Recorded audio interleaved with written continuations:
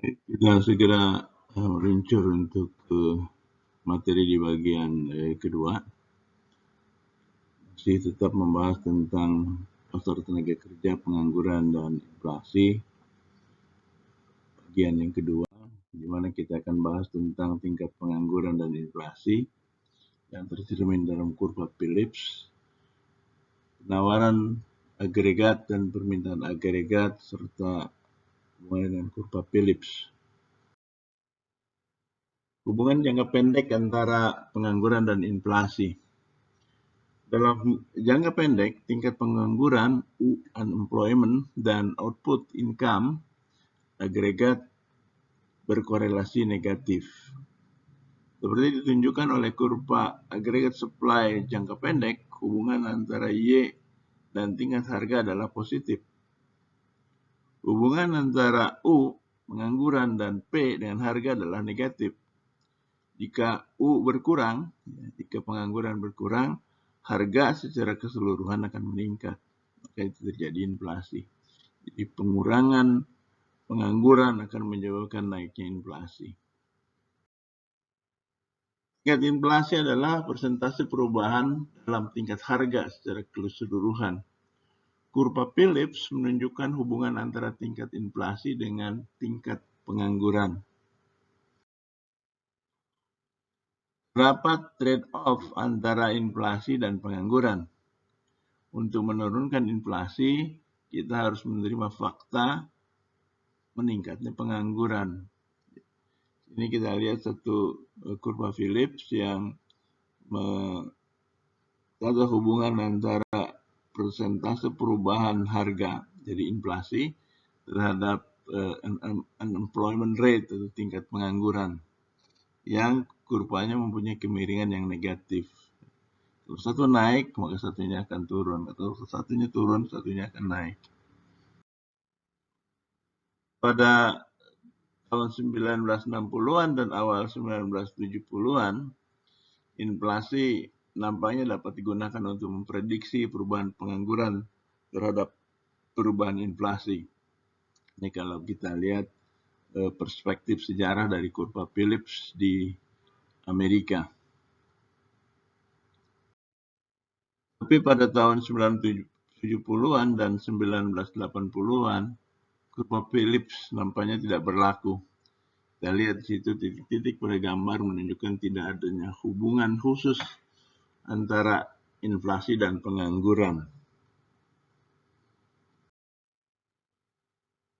Analisis penawaran agregat dan permintaan agregat dan kurva Phillips. Ketika agregat supply bergeser dan agregat demand tetap, terdapat hubungan negatif antara harga dan pendapatan. Kalau kita lihat di sini, kalau P1 naik ke P2, maka Y1 berkurang menjadi Y2. Kalau harga meningkat menjadi P3, maka Y3 akan terjadi di mana Y3 lebih kecil dari Y2.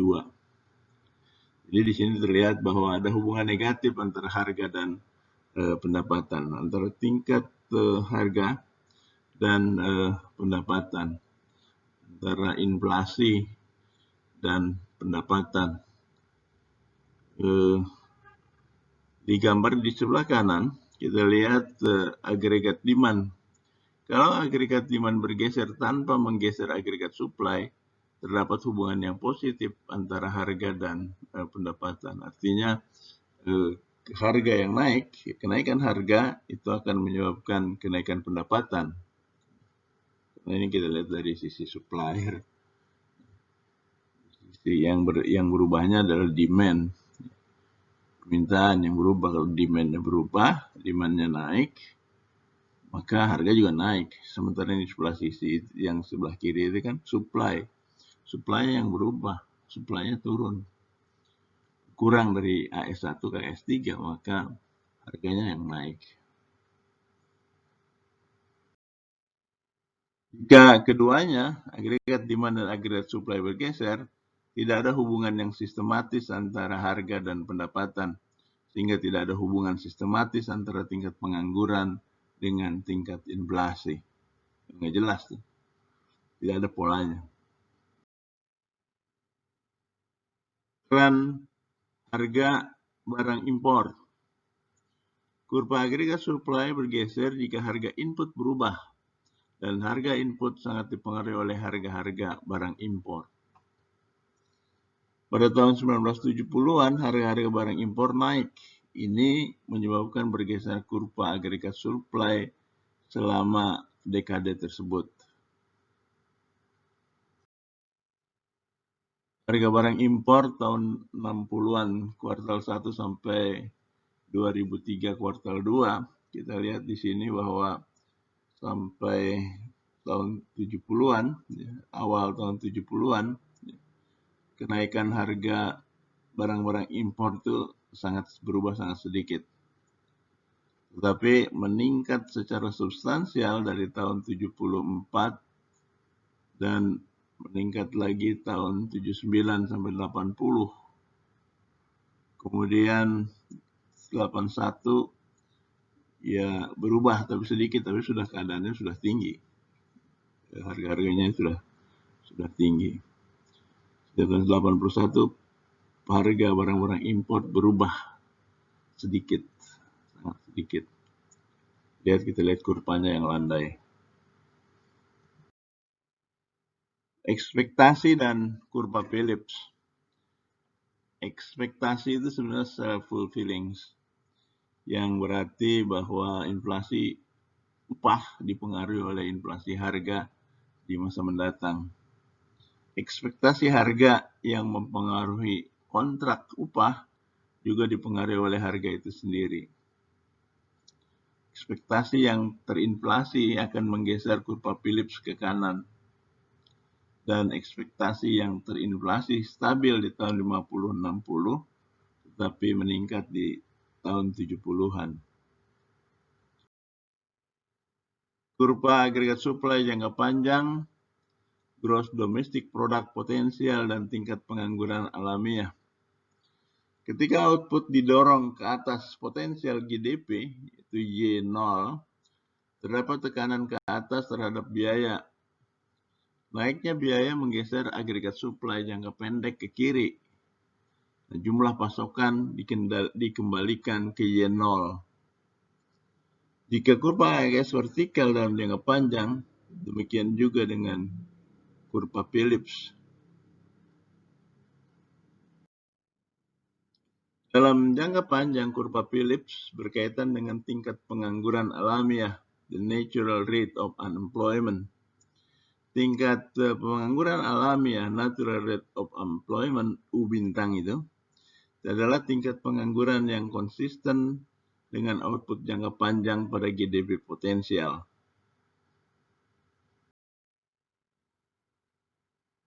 Banyak ekonom yang percaya bahwa hubungan antara perubahan tingkat inflasi dengan tingkat pengangguran seperti digambarkan oleh kurva PP pada gambar. Hanya jika tingkat pengangguran sama dengan the NAIRU, non-accelerating inflation rate of unemployment, atau tingkat harga berubah pada tingkat yang konstan.